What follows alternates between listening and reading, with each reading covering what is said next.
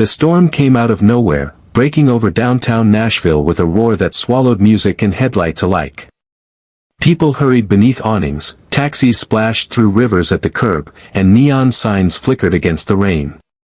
Near the corner of Jefferson and 4th, an old woman sat alone beneath a busted bus shelter, clutching a paper sack that was already melting in her hands. She tried to eat what little was left of a sandwich, rain dripping from her hair. That was when Elias Turner saw her. He had just left a hotel conference room full of venture capital smiles and polite applause. The contract he'd closed should have made him feel triumphant. Instead, he felt hollow. 43 years old, owner of half a dozen tech companies, a man whose calendar was booked a year in advance, and he couldn't remember the last time he'd laughed without forcing it. His driver had missed the highway entrance, and Elias told him to pull over so he could think. The door opened, and rain slammed into his tailored coat. Through the curtain of water, he saw the woman hunched at the curb. Something about the way she held herself, careful, quiet, proud despite it all, made him stop. He could have turned away, called it sad but inevitable. Instead, he found himself walking toward her. "Ma'am," he said above the storm. "You can't stay out here. You'll get sick." She looked up. Her face was creased and kind, eyes deep brown like damp soil after rain. "I'll be fine, son," she said softly. "Rain's just water. Been wetter days than this." Elias hesitated. "There's a diner across the street. Come inside, get warm. My treat." She smiled faintly. "You don't have to do that." "Maybe I don't," he said, "but I want to."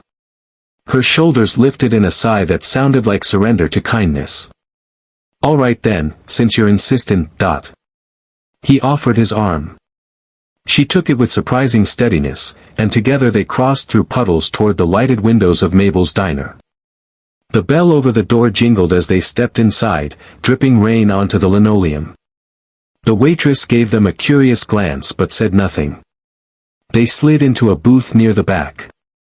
Steam rose from mugs of coffee, and the smell of fried chicken drifted through the room. "Thank you, son," the woman said after a moment. "Not many folks stop these days." "I'm Clara." "Elias," he replied, shaking her hand gently. Her grip was small but strong. "Well, Elias," she said, blowing on her coffee, "you got a good heart." He smiled without thinking. "Maybe I'm just tired of pretending I don't." She laughed, a low, musical sound that reminded him of something he couldn't name. For a while, they ate in silence. Then Clara said, "You look like you carry more on your shoulders than that fancy coat can hold." Elias blinked. "I guess that's fair." "Work?" "Mostly." He paused. "And maybe something I can't quite name. A feeling that I built everything, but somewhere I lost what mattered." She nodded knowingly. "Money's loud. It drowns out the small things if you let it." He studied her face, so open, so unguarded, and felt the strange tug of familiarity.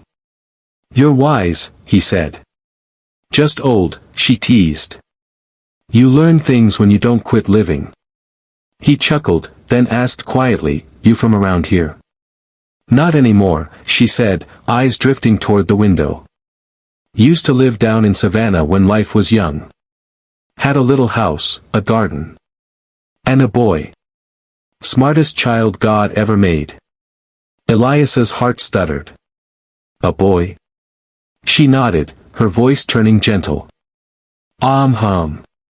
Name was Eli. Lord, he could talk. Asked questions till the sun went down. Promised he'd buy me a big white house one day so I could rest. He was 5 when his daddy took him away." Elias's hand froze halfway to his cup. "Your husband took him?" Said I couldn't give him what he needed. He had money. Lawyers. I had love and not much else." Her eyes dimmed but didn't break. "They left one morning.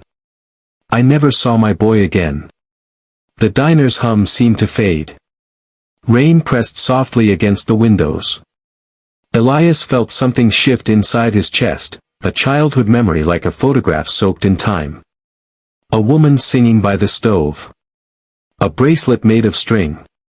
The smell of peaches. He had called her mama once, but that word had been erased, replaced by the story his father told. She left. She didn't want you. He swallowed hard. Clara, he said carefully, what was your boy's full name? She looked at him, puzzled by the tremor in his voice. Eli Turner Jr., she said. I named him after his daddy, though sometimes I wish I hadn't. The world tilted. Elias pressed a hand to his chest as his pulse hammered. He had buried that name deep, Eli Turner Jr., the name he'd changed to Elias as soon as he turned 18, desperate to distance himself from a father whose temper had shaped every scar in him. Clara, he whispered, voice cracking. It's me. She blinked. What's that now? It's me, Mama. His eyes blurred. It's Eli. Your boy. For a heartbeat, silence swallowed the diner. Then Clara's spoon clattered against the plate. Her hands rose to her mouth, trembling. Lord Jesus, she breathed. Say that again. It's me, he said, tears spilling freely. He told me you were gone. He said you left us. Clara shook her head, tears streaming down her cheeks. No, baby. No. I never left you. He took you away. I tried to find you. Every year I wrote letters. They all came back. Elias covered her trembling hands with his own.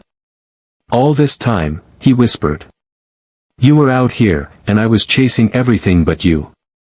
She reached across the table, cupping his face in both hands. Look at you, she cried softly. All grown, dressed like the world can't touch you. But you're still my boy. He leaned into her palms, sobbing quietly. I didn't know, he said. God, I didn't know. It's all right, baby, she murmured. We can't change what's gone. We can only thank God for what he gave back. They sat that way for a long time, mother and son, the diner fading into background hum. The waitress glanced over once, saw the tears, and quietly refilled their cups without a word. When Clara finally spoke again, her voice was steady. What happened to him? Your daddy. Elias stared at the table. He died 5 years ago. I went to the funeral because it was expected. He never changed. Not really. He left me money and emptiness in equal measure. She nodded slowly. Then you're free now, she said softly.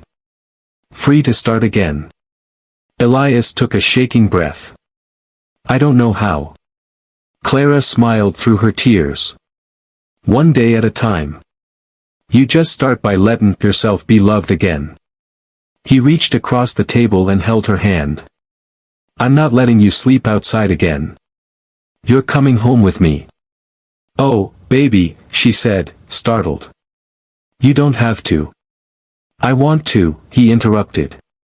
You've been alone long enough. For a moment she just looked at him, searching his face. Then she nodded, smiling through tears.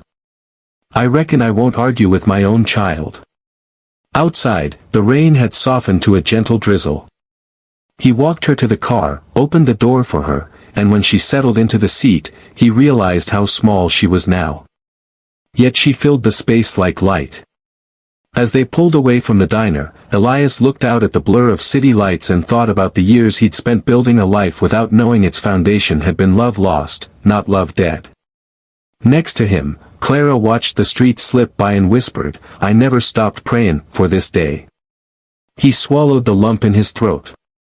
Neither did I, he said quietly, realizing it was true, even if he had never spoken the words until now. The car moved through the wet night, carrying them both toward a homecoming 38 years in the making. Neither knew that the next few days would uncover truths about his father and their past that would test them again, but for that moment, with rain drying on the windows and his mother's hand in his, Elias Turner finally felt whole. The morning sunlight crept through the curtains of Elias's penthouse, spilling over glass and steel, touching places that had never known softness. Clara stood by the window, her hands folded around a steaming mug of tea. She looked small in the vastness of his world, a woman made of patience standing inside the house of a man built from ambition. Elias watched her from the kitchen doorway, unsure of what to say. The night before had been a flood of tears, laughter, and disbelief. He had given her one of the guest rooms, but she barely slept. Neither of them had. Every minute since their reunion had felt fragile, like a dream they were afraid to wake from. "You live up here all by yourself?" she asked, her voice soft but steady. He nodded. "Yeah. I thought it was peace. Turns out, it's just quiet." She smiled faintly. "Peace and quiet ain't always the same thing, baby." He walked closer, stopping beside her. The city spread below them, hundreds of people hurrying through lives they barely had time to live. "You hungry? I can have breakfast sent up." "I'd rather cook," she said, setting down her mug. "You got eggs?" He laughed. "Plenty. I don't even remember the last time someone cooked in here." "Then it's long overdue." Within minutes, the air filled with the smell of frying butter and toast. Clara moved with slow grace, humming a tune he hadn't heard since he was 5 years old. It was the same lullaby that had lived at the edge of his dreams, the one he'd thought he'd imagined. Hearing it again cracked something open inside him. When they sat down to eat, he said quietly, "Mama, can I ask you something?" She looked up, smiling. "Anything. Why didn't you try to find me after Dad died?" Her smile faded. "I did, baby. I wrote to the company name on his obituary, asked about you. Never got a reply. I figured maybe you didn't want to see me." He closed his eyes. "That was his lawyer. He must have kept it from me." She reached across the table and took his hand. "What matters is we're here now." Elias nodded, but his heart was restless. "You deserve more than this apartment and a few apologies. I want you to have everything I should have given you years ago." She chuckled softly. "You already gave me everything. You came back." The simplicity of her words silenced him. For the first time in his adult life, he realized he didn't need to buy peace, he just had to make space for it. Over the next few days, they talked about everything, the childhood he barely remembered, the letters she'd written, the people who'd helped her survive. He showed her his offices, the charity foundations he supported, the apartment full of art he'd never really looked at. She listened with pride, but every time he tried to apologize, she stopped him with a shake of her head. On Sunday evening, they drove to a small park on the city's edge. The rain from earlier in the week had left puddles glimmering like silver mirrors. Clara sat on a bench beneath an oak tree, watching the sunset stretch gold across the sky.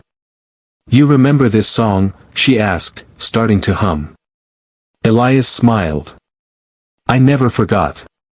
He leaned against her shoulder, and she rested her head gently against his. For a moment, neither spoke. After a lifetime of storms, both literal and unseen, Elias Turner finally understood what it meant to be rich, not in money, but in forgiveness. And as the sun slipped below the horizon, a man who had spent years building towers finally learned that the strongest foundation of all was the one built on love that refused to die.